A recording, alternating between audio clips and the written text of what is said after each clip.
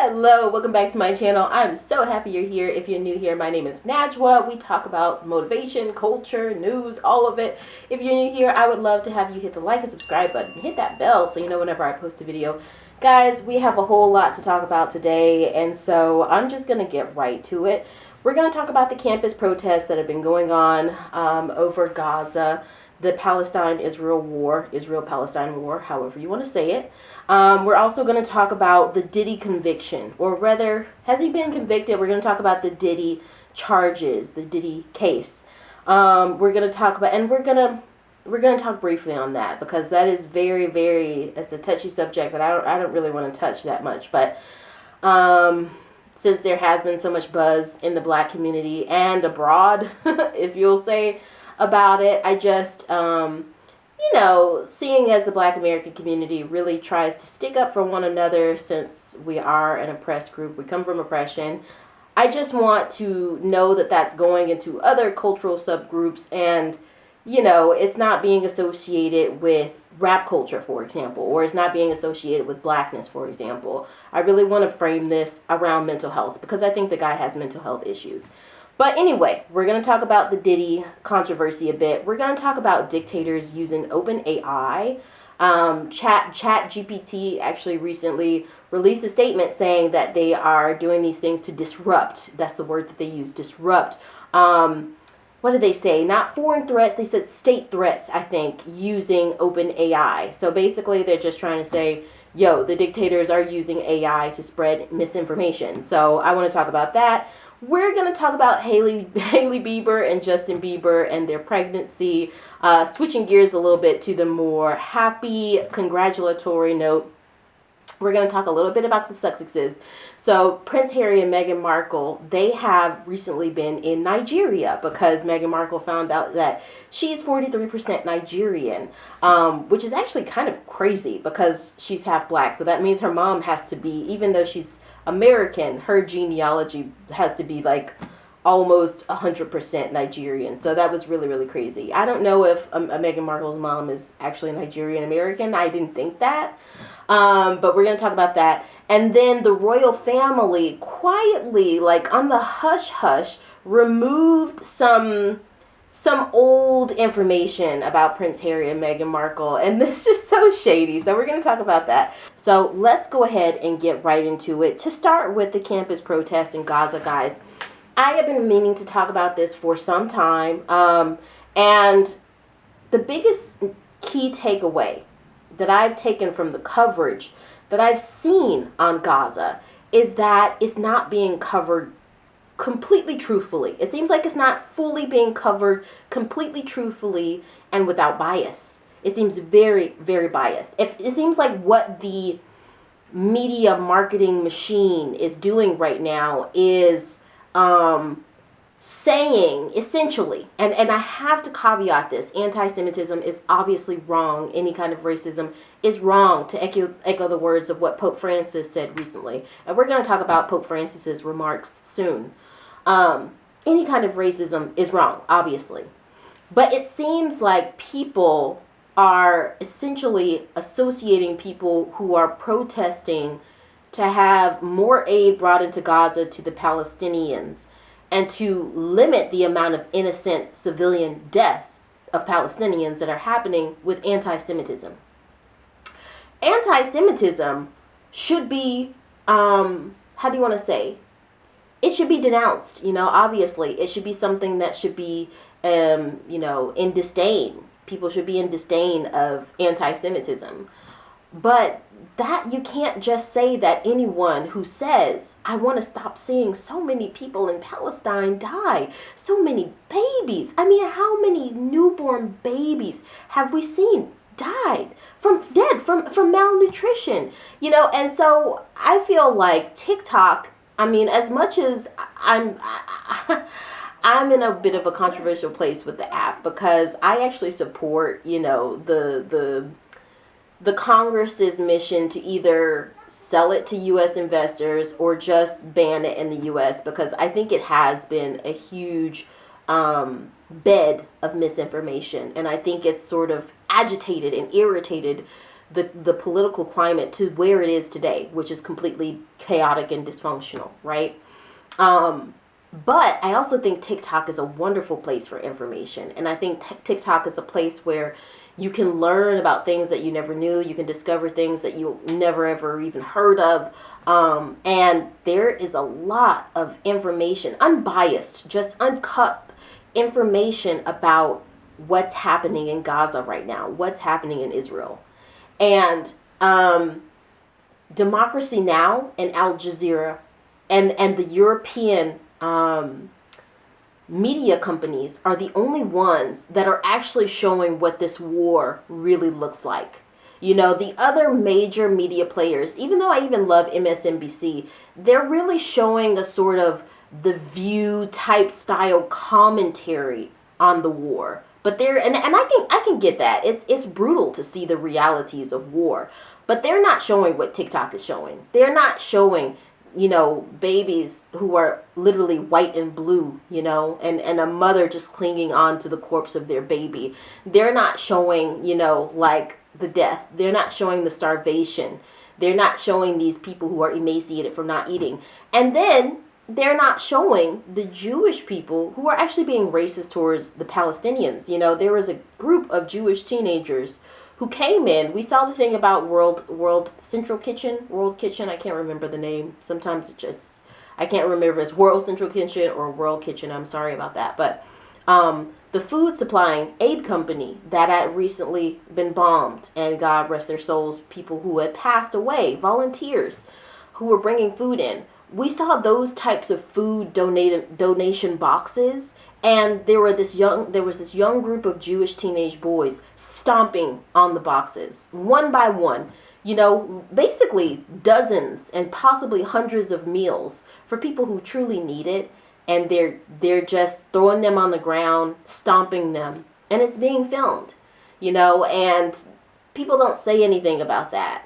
But when people say something, you know, that is obviously gross, obviously grossly negligent, you know, and horrible and racist about Jewish people, you know, there's coverage throughout. So it just looks like white supremacy with another face. There is a brown people being oppressed, and then there's a white face, even if it's a Jewish face, that just says, I'm right, and you should believe me. And there's been so much question of Netanyahu's administration. So DemocracyNow is really the only one that I've been seeing cover these campus protests. And I want to say, I feel so proud of my Gen Z sisters and brothers out there protesting. You know, it gives me it reminds me of a spark that I had not so long ago. I am only 32, but a decade ago, you know, that just, you know, young people can really forge change. Will you dare to love? Check out my book, Millennial and Gen Z Guide to Marriage, Love in the Age of Lies, Deception, and Mistrust. Peer to peer, I will journey with you in the pitfalls, love, laughter, and even in the pains that come with marriage. Despite the bad PR, I believe our generations shouldn't give up on love just yet. This book will make you look at millennial and Gen Z marriage, life, and love with a refreshing new lens. This is our time. Compared to baby boomers and Gen Xers, millennials and Gen Z are getting married less, buying homes later, and suffering poverty more. Whether you've got a bit of hope or you need some hope desperately, here are all the tips and tricks taken from my own experience and my own millennial marriage. You'll grow in love and happiness when you apply them across marriage, other relationships, your career, health, and every aspect of your life. Millennial and Gen Z Guide to Marriage, Love in the Age of Lies, Deception, and Mistrust is available now on Amazon. I'm so happy you're on this journey with me. Let's get started. Order your copy today. And I'm so proud of what they're doing. And I'm proud of them not backing away when you see these brutes coming to tear down their encampments and things. And they're really standing up for their rights. And I wish that some grown men and women in Washington would be as brave to do that. So they're seeing, the reason that they're out there protesting is because they see truly what's happening on TikTok. Most of these young people are on TikTok. But Jewish people see it too. And I really liked one coverage that Don Lemon did on his podcast, where he actually went and he interviewed some of the young protesters.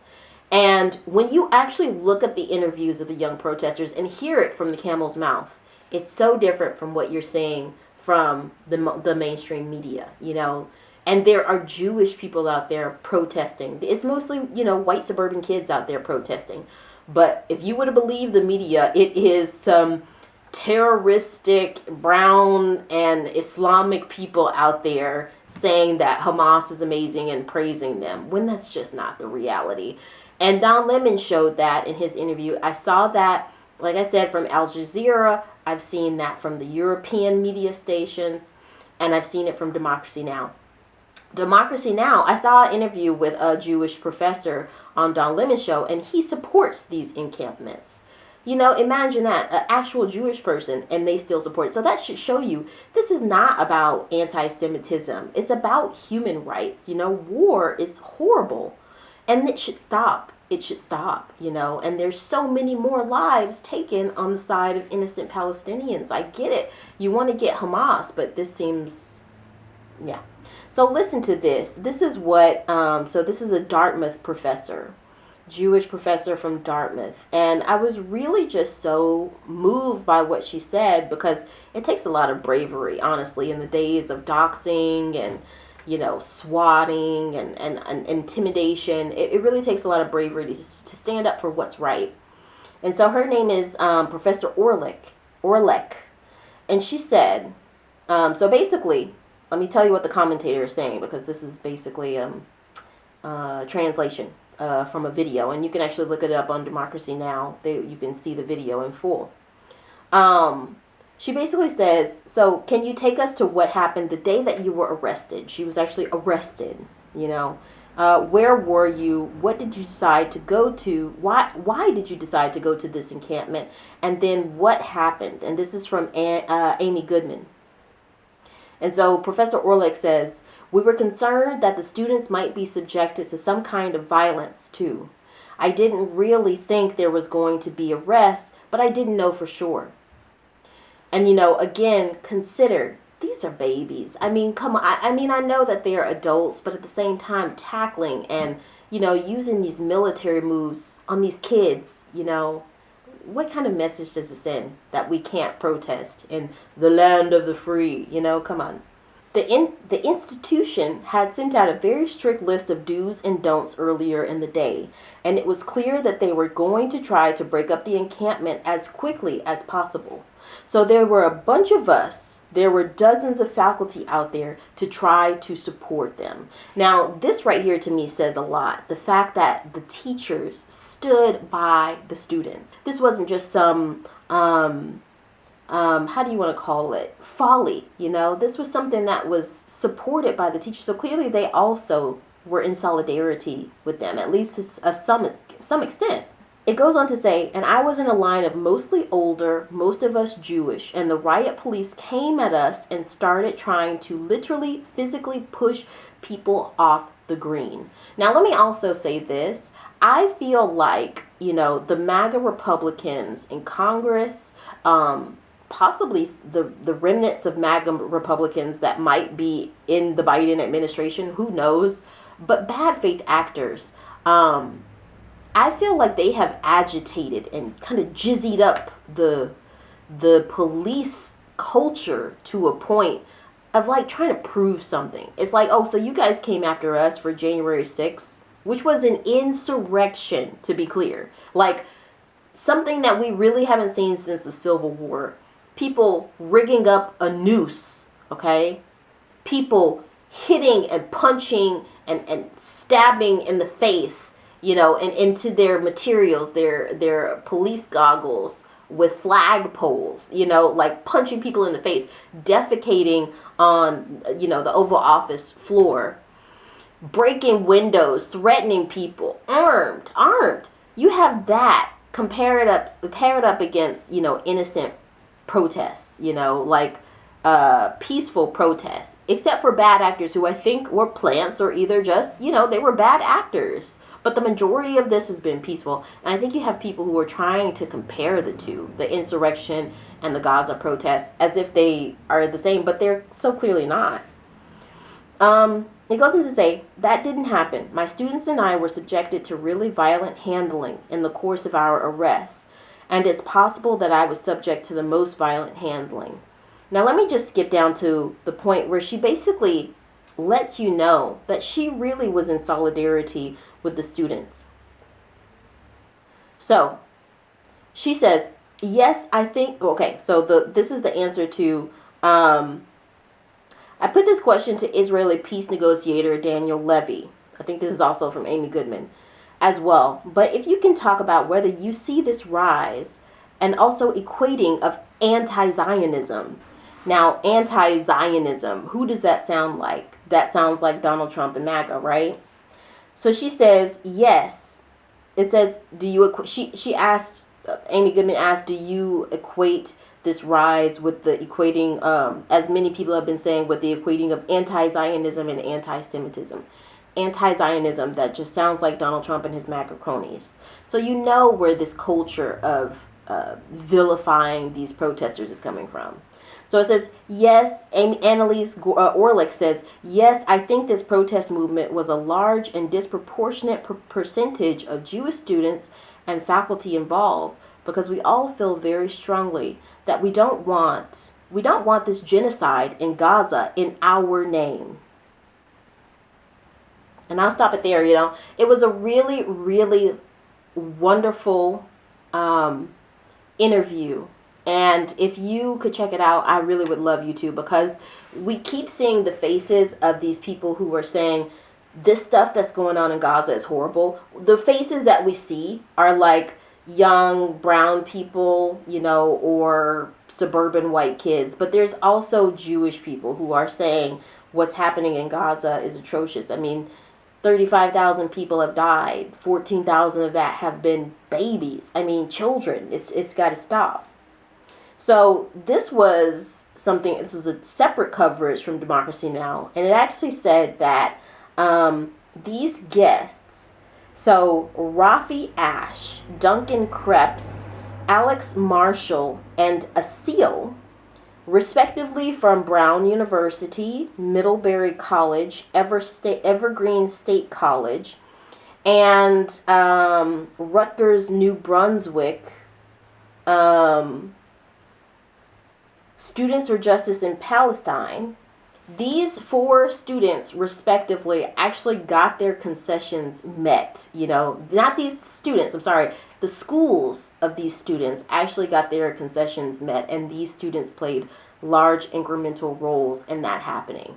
I think that is wonderful. I really do. There's clearly something corrupt going on with the government in Israel, and Joe Biden, as much as I love Joe Biden and Kamala Harris, as much as I will be voting for those 2 people, it just, well, actually, I've already voted. I did early voting. But as much as I support them, I do think that this is a wrong turn on coddling and, how do you say when someone is, right, enabling Israel so much in this. And so I hope that America will wake up and realize that this is not a good thing. So moving on, we'll talk really quickly about Diddy's allegations. Let me just go ahead and say this. I've been seeing a lot of coverage on the internet that is just outlandish, that is just like unbelievable and bizarre and like, weird. It's just like I've said many times, the social media monster, it just takes on a life of its own, and it starts creating a reality of its own. And I really want to say, as much as I condemn PDiddy, Sean Combs, let's just call him Sean Combs, I'm so tired of calling this guy PDiddy, as much as I condemn the actions of Sean Combs, and what he did to Cassie, you can see that hotel video, how much vengeance exists in this guy. We've heard about it. We've heard about it for years. But seeing it is a different matter. And so I think that we just, we need to let justice play out. We need to let professionals do their work. Now, that's not to say that you shouldn't speak up when something is wrong, because I also do think, on the other hand, that police, detectives, the feds, SWATs, all of these different functions of the Justice Department work better when people push them to do their best, right? So I'm not trying to say that people should just stop talking altogether, but I do think that people playing amateur detectives, maybe pull back a bit and let the Justice Department do its work. And I also would add this, as much as I condemn Combs for what he's done, I'm going to go ahead and say that in America, everyone has a right to a free and fair trial. And even people like Donald Trump, even people like Sean Combs have a right to a fair trial. It is up to a jury of their peers, and the judge, the combination of that and our laws and judicial systems to decide, how people should be held accountable for their actions. And I think that that's happening. I also will say this. The U.S. justice system, the way that it's rigged up, and I won't say rigged up because conspiracy theorists will take that and they'll just spin with it. The way that it is constructed, okay, I feel like the Justice Department will often get you on a lesser charge, And so I think that's what's happening right now with Sean Combs. He might be involved in something far worse, far more grave than just sexual assault, right? I think many of us feel like that might be the case, but we won't know until evidence is put on a table, until a jury is assembled, until, litigators and prosecutors and lawyers argue their cases, until Sean Combs, if he chooses, makes a testimony and provides his testimony on these cases, until victims get a chance to have their say. So, I've just seen the craziest allegations online. I've seen everything from he is responsible for Jamie Foxx's illness. I've seen that he's responsible for Wendy Williams' illness. I've seen that he not only unalived Tupac, but he also unalived his good friend Biggie. I've seen that he's unalived his ex-wife, Kim Porter. I'm pretty sure most of you guys have heard about this. People are even pushing this even further into Brittany Murphy and Brittany Murphy's husband. This is the point where it's like, this stuff can spin out of control. The first one or two is like, okay, I guess, maybe I can understand. But then it just spins out of control and it's in a whole nother place. So I would just urge people to let justice play itself out. Let the Justice Department do what it's paid and what they've been educated to do. And what they have experience in doing. So this is an article from Forbes. It says, Sean Diddy Combs allegations, a complete timeline. I want to pull out a little bit and look at this from a bird's eye view. Look at this from, okay, how has this actually really, really played out? Like, what's the real deal?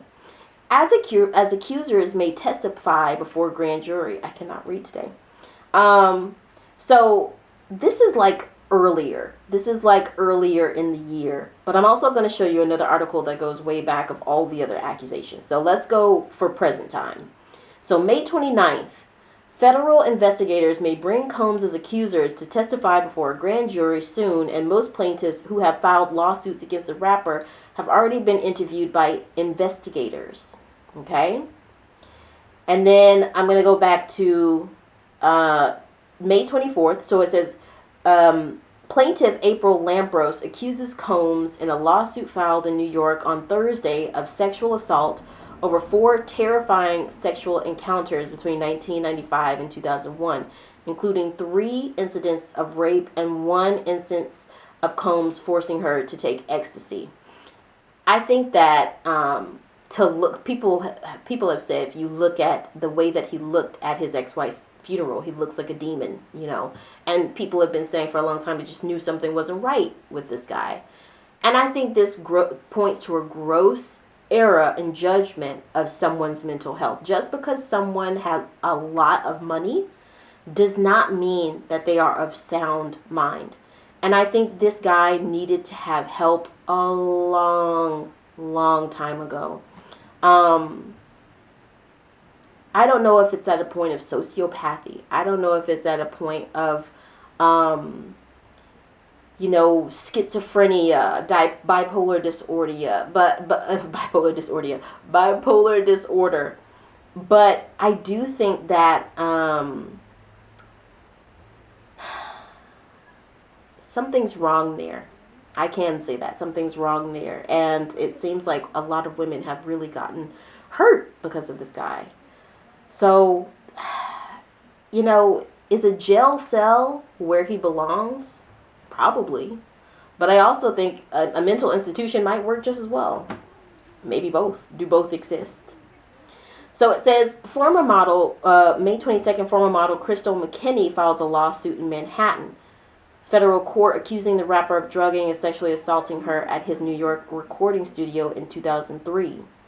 May 19th, Cassie Ventura, Combs' ex-girlfriend, speaks out after CNN obtained a 2016 video of Combs attacking her in a hotel hallway.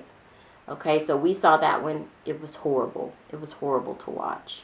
And I think many of us, I'm not going to say we know people like this, but we've seen people like this with a certain malevolence in their eyes and penchants for venging, with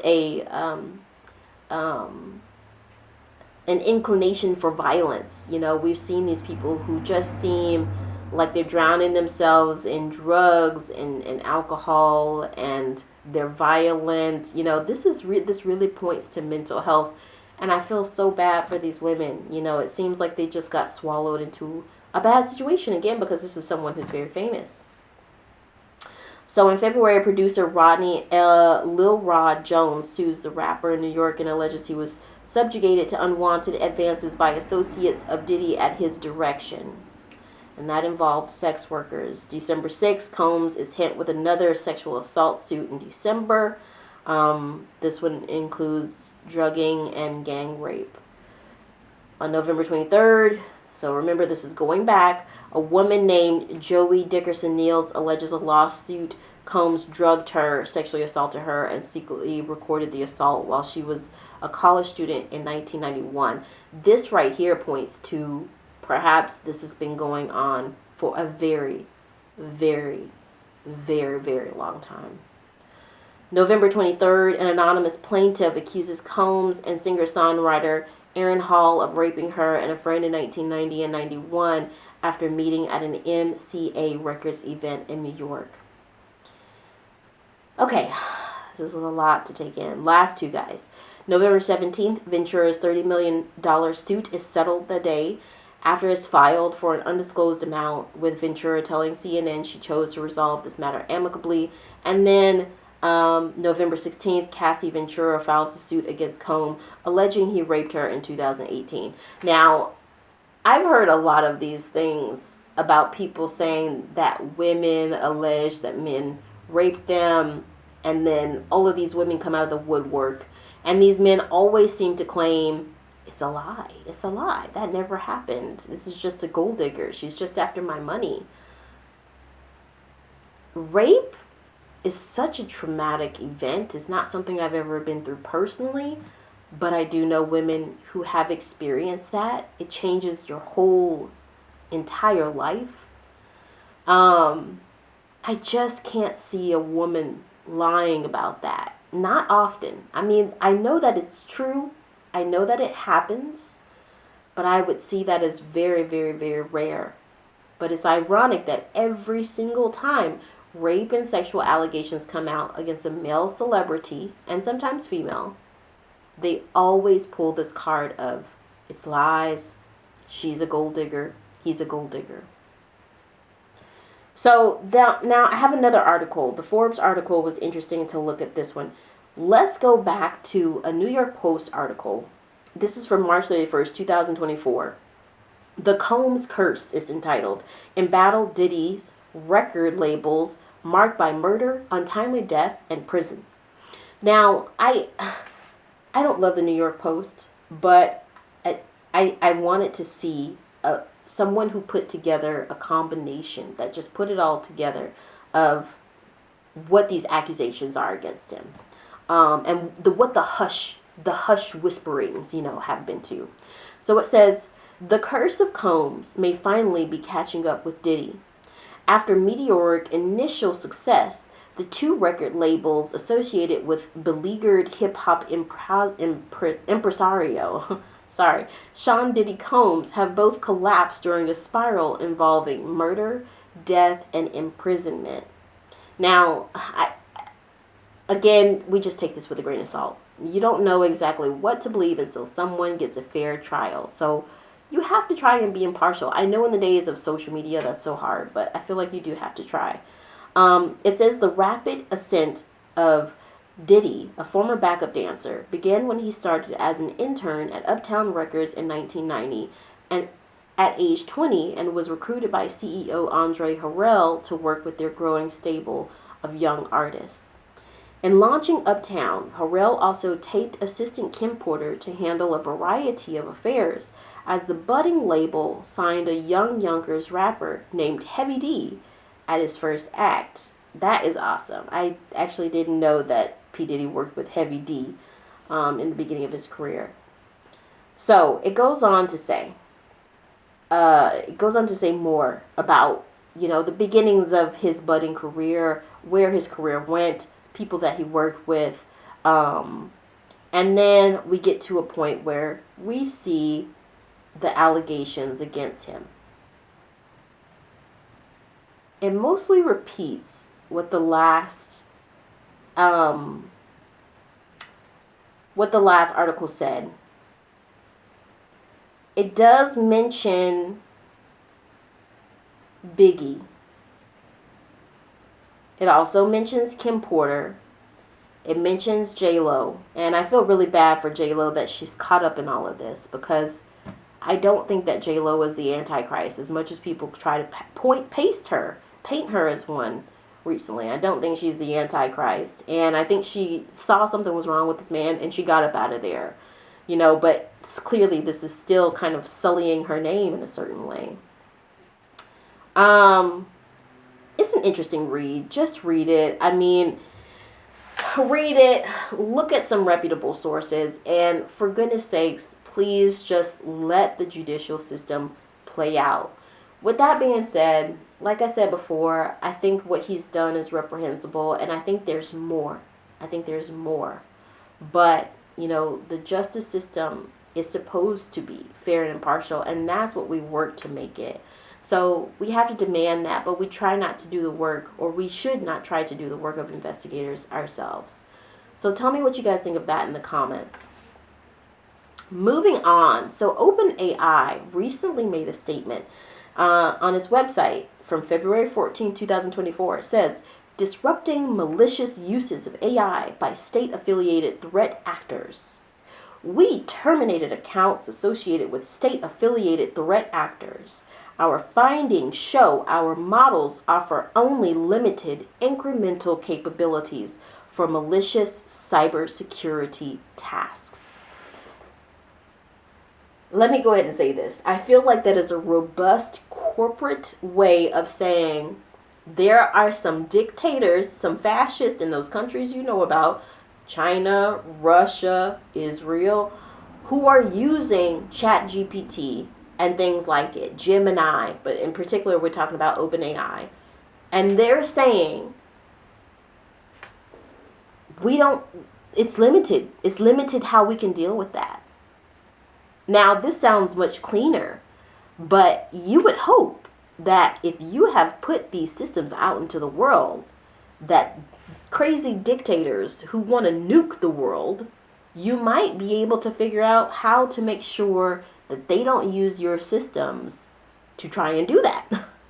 So, it goes on to say, let me just go ahead and, it says, disruption of threat actors, specifically, Charcoal Typhoon used our services to research various companies and cybersecurity tools, debug code, and generate scripts, and create content likely for use in phishing campaigns. Salmon Typhoon used our services to translate technical papers, retrieve publicly available information on multiple intelligence agencies and regional threat actors, assist with coding, and research common ways processes could be hitting on a system. This is so dangerous. This clearly goes beyond just content. It goes beyond just bots going crazy in the comment sections of different social media channels. This clearly also involves systems. This involves security. This involves tech tools. So this is something we really, really need to be worried about. So Crimson Sandstorm, Emerald Sleet, Forest Blizzard. Now, some of those players that we talked about earlier, I'm going to go deeper into the article to tell you about them. So it says Russia, on Russia. Based on collaboration and information sharing with Microsoft, we disrupted 5 state-affiliated malicious actors, 2 China-affiliated threat actors known as Charcoal Typhoon and Salmon Typhoon, the Iran-affiliated threat known as Crimson Sandstorm, the North Korea-affiliated actor known as Emerald Sleet, and the Russia-affiliated actor known as Forest Blizzard. This is really, really real right now, and it's our responsibility to demand from our legislators to do something about it, okay? When television first disrupted the market, okay, it was regulated. Social media, we're at that point now where we're saying, oh, crap, maybe we should regulate this thing. AI is the same way. It's got to be regulated. I mean, Donald Trump is a perfect example of someone who has used foreign actors to spread misinformation. Elon Musk is another example. It is so, so dangerous. And if we don't want to end up in World War III, AI is going to have to be regulated. Now listen to this. OpenAI says it's disrupted Chinese, Russian, Israeli influence campaigns. This is from AlJazeera. This is from May 24, 2024. It says, artificial intelligence company OpenAI has announced that it disrupted covert influence campaigns originating from Russia, China, Israel, and Iran. The ChatGPT maker on Thursday, okay, let me pause there and say this real quick. ChatGPT's founder himself said he is afraid of where AI is, of what it could do. The ChatGPT maker said on Thursday that it identified 5 campaigns involving deceptive attempts to manipulate public opinion or influence political outcomes without revealing the true identity or intentions of the actors behind them. Quick tip, if you see Z in a weird post, a weird comment that is just like, what the heck is this person's problem? It's Russia. Z. Just look for the word Z, the letter Z. It's literally Russia. The campaigns use OpenAI's models to generate text and images that were posted across social media platforms such as Telegram, X, and Instagram, in some cases exploiting the tools to produce content with fewer language errors than would have been possible for human operators, OpenAI said. It's so true. You know, humans, when they actually write posts, there are some kind of errors. And then also, when you see these bots going back and forth with these like bot wars, that is the weirdest thing. It's like, how is anyone typing that fast and responding that fast? OpenAI said it terminated accounts associated with 2 Russian operators dubbed Bad Grammar and Doppelganger. Let me say this. I feel like doing that is not enough right now. I feel like doing that is not going to really put us anywhere. I know bottled water, horrible for the environment, but we don't often get bottled water. I felt like I needed to say that because I do try to be good to our planet since it's, you know, climate change is real. But I feel like getting rid of 2 is not going to do anything. Like, that does nothing. But the AlJazeera account goes on to talk more about how they're basically using this, how they basically have rigged it around language. You know, language is kind of a hiccup. It's a good article. Check it out if you have a chance to. I'm going to sum up with it just saying here at the end. It says, the potential for AI to be used to spread disinformation has emerged as a major talking point as voters in more than 50 countries cast their ballots in what has been dubbed the biggest election year in history. Last week, authorities in the U.S. state of New Hampshire announced they had indicted a Democratic Party political consultant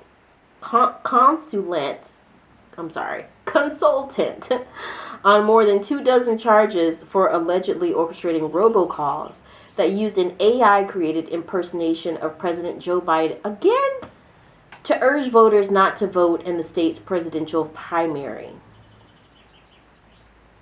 Why would a Democrat do that? Is the Democrat not on? I didn't even hear about that one, guys. During the run-up to Pakistan's parliamentary elections in February, jailed former Prime Minister Imran Khan used AI-generated speeches to rally supporters amid a government ban on public rallies.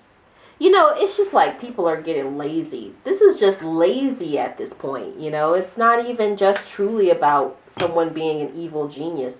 It's partly lazy. Like, this is why I said, if you haven't checked out my video about AI and how it can hurt minorities yet, check out that video. It's going to be so imperative for us to really try to understand these systems and to combat it with our language that we use in our letters to our administrators, our legislators. We got to put those letters in. We got to send them those emails. We got to make those phone calls. We have to get out and vote for people who are going to advocate to make sure that the world doesn't fall into the hands of dictators, because AI is one way that they can get an inch closer to that, and maybe it's an inch too close.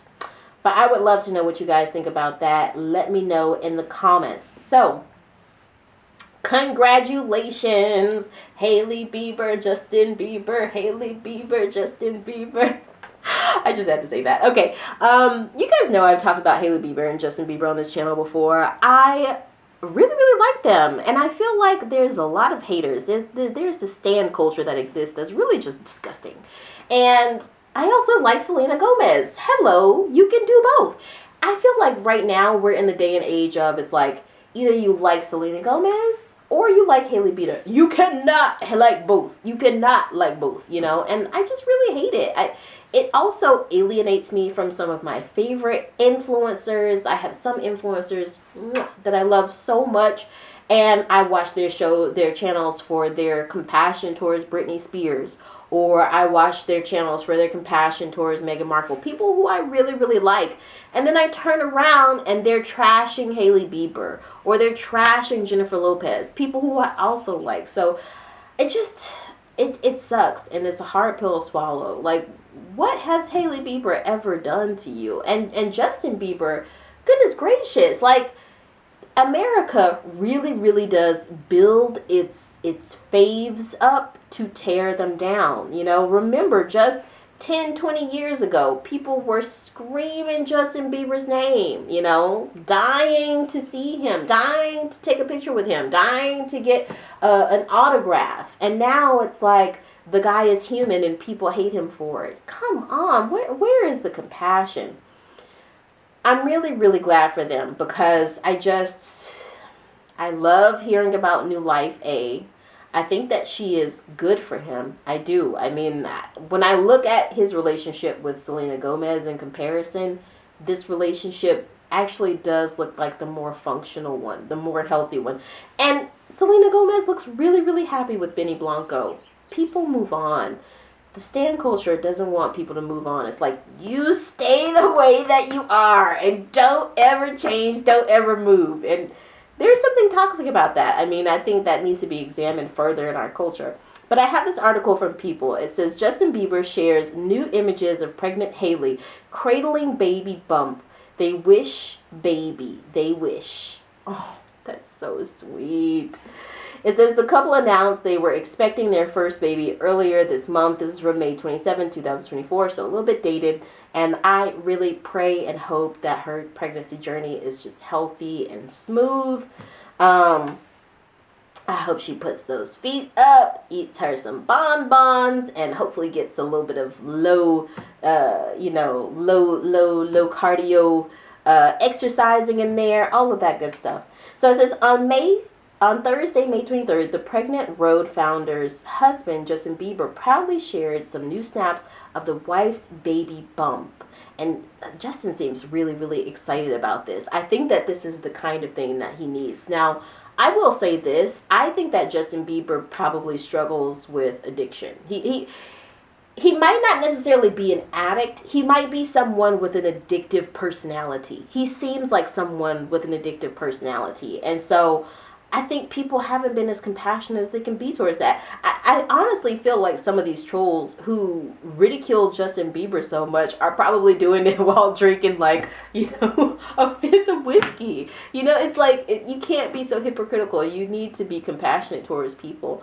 And like I've said just before, I actually really love Jennifer Lopez, and I love Ben Affleck, and I love that they just are really trying their best to not pay the haters any mind. They're trying their best. But I mean, who could blame you? You see it. You see that stuff. But you can also see that Ben Affleck struggles with alcoholism. J-Lo is supporting him in that. If you have someone who's struggling with something, you don't sit there and shame them for it. You try to help them. You try to get them help. So I don't know if Justin Bieber struggles with addiction, but I do think he probably has a very addictive personality. So Hailey seems like she's been his ride or die through all that. Anyway, it goes on to say, in the first photo of the Instagram carousel, Hailey, 27, cradled her bump in a sheer black top. She also wore a black leather jacket, blue jeans, and a pair of sunglasses. The shot was followed by a blurry version of Hailey striking the same pose, along with various other snaps of the pair appearing to enjoy a trip overseas. I'll also say this. I hate that celebrities feel like they have to do this. I hate that everyday people, even my family is very active on Facebook and Instagram. And it's like, I hate that people feel like they have to do this performative thing for the world, Just enjoy your stuff for you. But I'm glad that we got the photos, so let me not complain too much. It says Hailey also shared another peek of her bare bump in a photo of the pair posing in front of a garden flower statue by Japanese artist Takashi Murakami. Hopefully I said that right. The skincare mogul sported a cropped white t-shirt, baggy flared pants, and a hooded jacket, while her musician husband, 30, wore sleeveless cream puffa jacket, light blue hoodie, and gray cap as he crouched beside her. These are such wonderful pictures. Pregnancy takes to her really, really well. It's wonderful. It's really, really wonderful. Oh my gosh. So wonderful. He seems really, really excited. They've got that last picture there with him doing a little peace sign. He looks really, really excited. So it says, they wish, baby, they wish, Justin captioned the carousel. And I honestly feel like that's probably a wink and a nod to that. They've probably been wanting a baby for some time. But hey, babies come when they're ready. When they're good and well ready. So you could be doing the baby dance all you want, and baby's like, I'm not ready to come yet. So I think in that caption, they're basically expressing that sentiment that this is something that they really, really wanted. It's wonderful, guys. It's just really, really wonderful. So it tells more about them announcing that they were expecting their first baby. People confirmed it. The happy news was shared on Instagram. Wonderful, wonderful, wonderful. Okay, they talk about when they tied a knot in 2018. Wonderful, wonderful, wonderful. I'm so glad for them. I'm so happy for them. And, I do think that in a way, Selena Gomez, I think for a very long, she held the flame for Justin Bieber. What can I say about that? He's having a baby with another woman, girl. Just go ahead and make your life. Make your life. And she looks so happy with Benny Blanco. So, I'm really, really happy for them. And I'm happy for Selena. I'm happy that she's finding her own way. I'm happy that Justin and Hailey, they're finding their own way. Selena and Benny, I hope that they stay together because they actually look really, really happy. I mean, all the other guys that I've seen her with, looks is one thing, but chemistry is something else. And it really, really looks like, hey, Selena and Benny have a lot of chemistry. So I'm really excited, guys. Let me know what you think in the comments.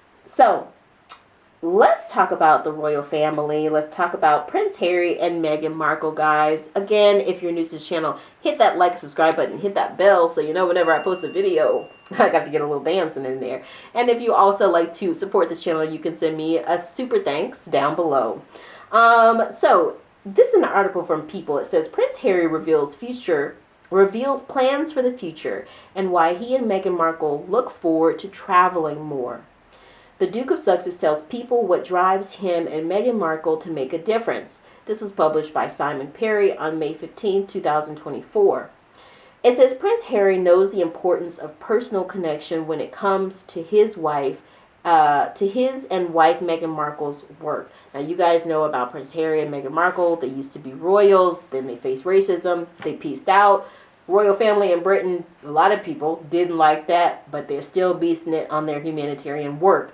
Part of their humanitarian work is the Invictus Games. It is like one of the biggest Olympic Games for injured veterans, you know, and it's really, really great work. So they've been up to that, and Nigeria was recently inducted into the Invictus Games, and Meghan Markle found out that she has 43% genealogy from Nigeria, and Nigerians have been like, they basically have been gobbling her up. Like, I'm surprised she hasn't been gobbled up by all Nigerian women whole, just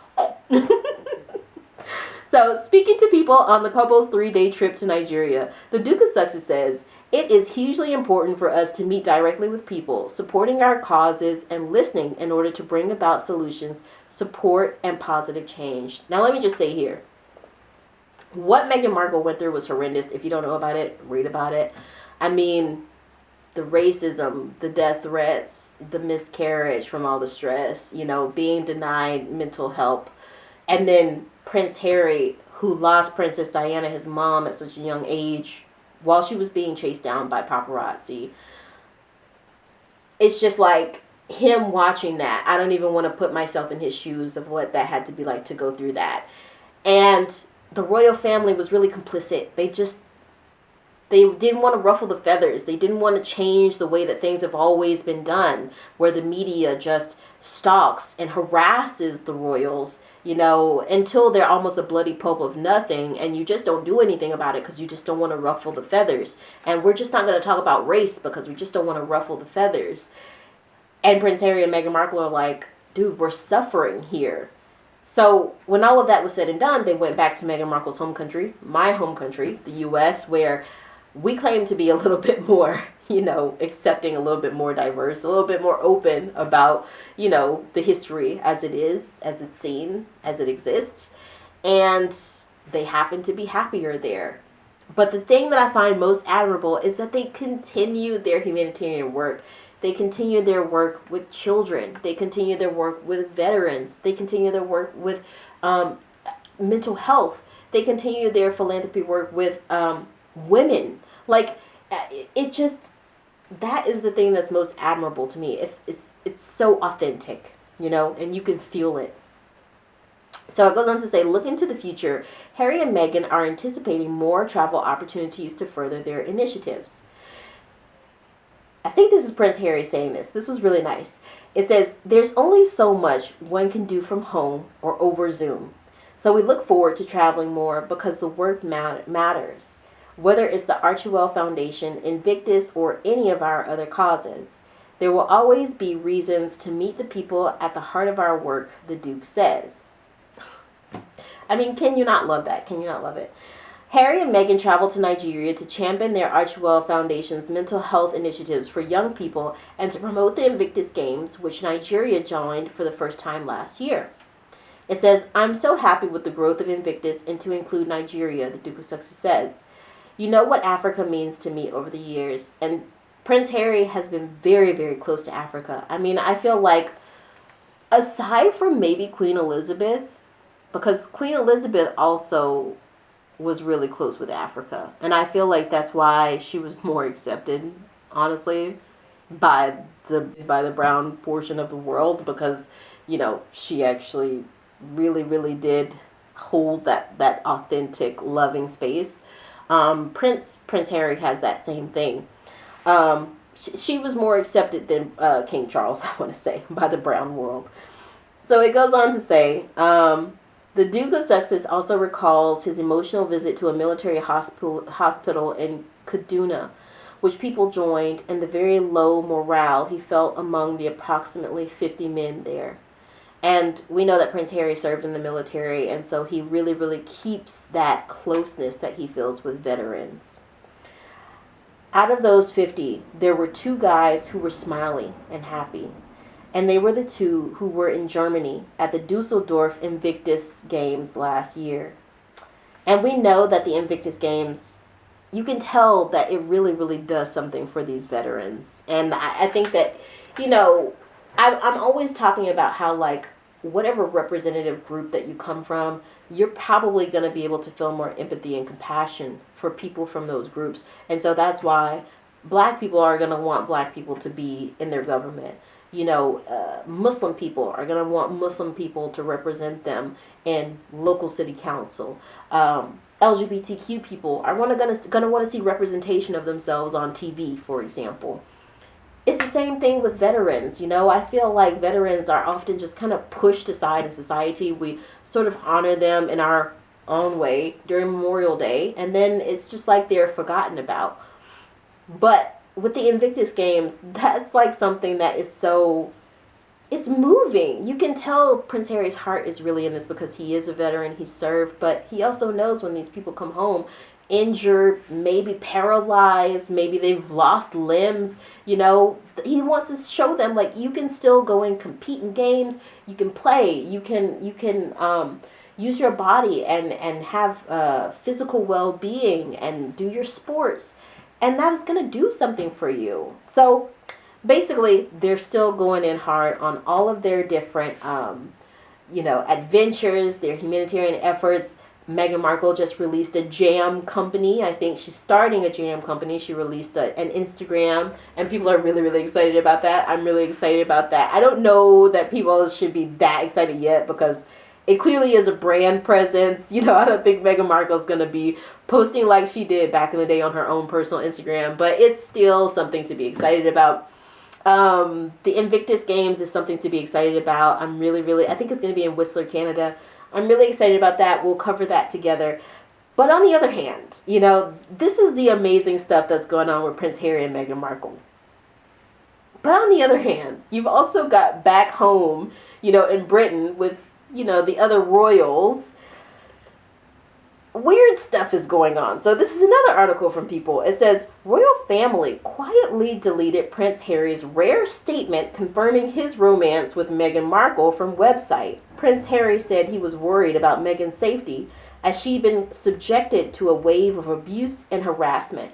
This article is from May 28, 2024. I won't read the article, but literally, this is like this whitewashing over what Meghan Markle went through, which was racism, harassment, death threats, stalking. The royal family is trying to erase that it ever happened. It's like the Sphinx and the pharaohs, the big sculptures of the pharaohs in that movie, The Prince of Egypt, where their noses are pointy. And it's like, dude, their noses were big. They were black. It happened.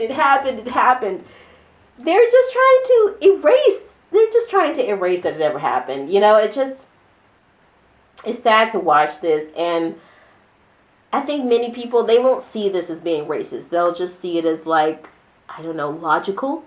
They're not royals anymore. So we're just being logical.